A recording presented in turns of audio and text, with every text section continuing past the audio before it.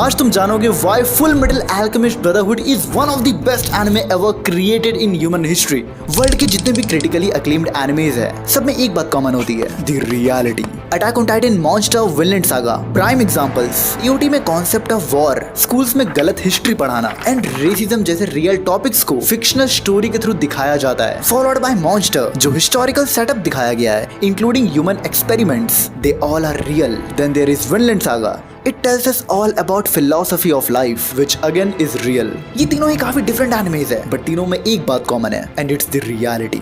Story itself real नहीं है, but the plot, the concept and ideas are real. But when it's come to Full Metal Alchemist Brotherhood, वो सारी boundaries को cross कर जाता है। सबसे पहले शुरू करते हैं इसकी power system से, the best power system of all time. It's called alchemy. मेरे पास alchemy की power है, and यहाँ पर कुछ लोहे के टुकड़े पड़े हैं। मैं इन सारे लोहे के टुकड़े को convert कर सकता हूँ alchemy के थ्रू एक sword में, but उस स्वॉर्ड में जितना लोहा होगा वो उतना ही लोहा होगा जो यहाँ पर पड़ा हुआ है। And that is my friend the law of equivalent exchange. मैं उतनी ही चीजें क्रिएट कर सकता हूँ जितनी मैंने ली है। स्टोरी की शुरुआत होती है दो लड़कों से जो कि अपनी डेड मदर को वापस लाना चाहते हैं, एंड इन द प्रोसेस दोनों मरते मरते बचते हैं। And later on in the story बताया जाता है कि किसी भी डेड ह्यूमन बीइंग को वापस लाना पॉसिबल ही नहीं है, क्योंकि यहाँ पर भी लॉ ऑफ इक्विवेलेंट एक्सचेंज लगती है। कोई भी प्राइस लेकर के आ जाओ, तुम एक लिविंग सोल कभी नहीं खरीद सकते। अब जो मिस्टेक इन दोनों लड़कों ने किया है, ये उसी को फिक्स करना चाहते हैं। फिर स्टोरी में एंट्री होती है फिलोसोफर स्टोन की, जो कि लॉ ऑफ इक्विवेलेंट एक्सचेंज को बाईपास कर देता है, and you can just create anything out of the thin air. इतने इंपॉर्टेंट यूनिवर्सल लॉ को bypass.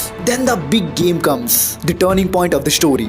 Philosopher stone human lifes को सैक्रिफाइस करके बनाया जाता है। एक स्टोन के अंदर uncountable number of restless souls होते हैं, which explains कि philosopher stone was never a hack। वो स्टोन जो भी चीजें कर पाता है, it's all in exchange of human lives।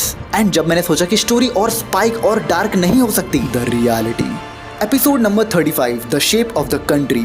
ये एपिसोड रिवील करती है कि पास्ट में जितने भी वॉर्स हुए हैं वो कोई भी रैंडम वॉर्स नहीं थे, उनको इंटेंशनली करवाया गया था through out the years. Real life का एग्जांपल लो तो भाई वर्ल्ड वॉर 1, उसके बाद फिर कोल्ड वॉर, उसके बाद फिर वर्ल्ड वॉर 2।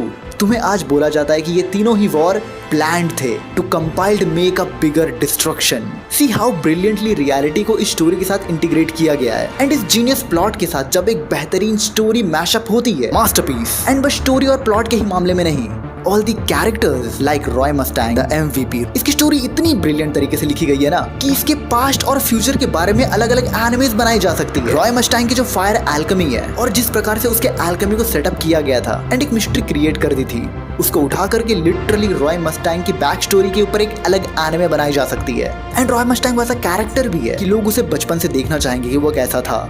रॉय का अपना भी एक ड्रीम था जो कि वो कैसे आगे फुलफिल करता है। ये देखने में भी काफी इंटरेस्टिंग होता है। अगेन एक एनिमे बनाई जा सकती है which will be a political anime, but ऐसा नहीं हो रहा है, यही अच्छी बात है। यू नो, जो एक बेसिक स्टोरी लिखी जाती है वो अपने आप में परफेक्ट होती है। एंड ऑब्वियसली मुझे पता है मैं एक सीन के बारे में बात नहीं कर रहा हूँ।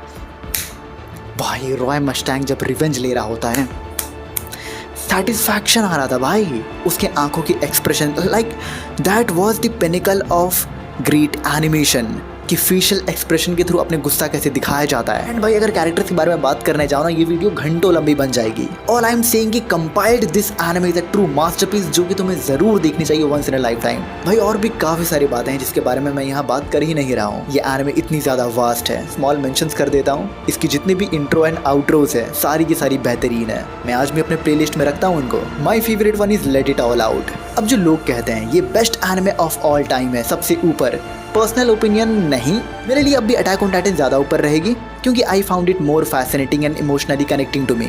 तुम्हारा अलग ओपिनियन हो सकता है which I obviously respect, but for me it will be Attack on Titan on the top. खैर तुम क्या सोचते हो? कमेंट सेक्शन में बताओ और सब्सक्राइब करो।